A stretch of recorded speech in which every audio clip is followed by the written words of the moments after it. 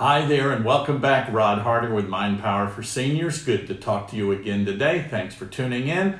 I want to ask you a question. Are you happy? We got to be happy. We just have to be happy. And if you're not, there are ways to fix that. I got to tell you a quick story. One of the reasons that I'm doing this video today. We're having the house painted here. This is Karen's home and we're having it painted. A group of painters have been here all day, and as they work around the perimeter of the house and they come across a lot of the windows in the house, I can hear them outside.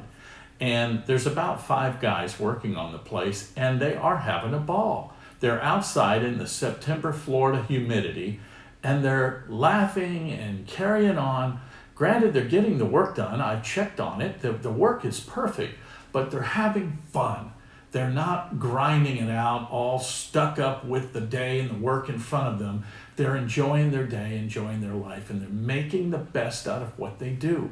All I'm asking you to do is turn up that meter just a little bit to where you're a little happier.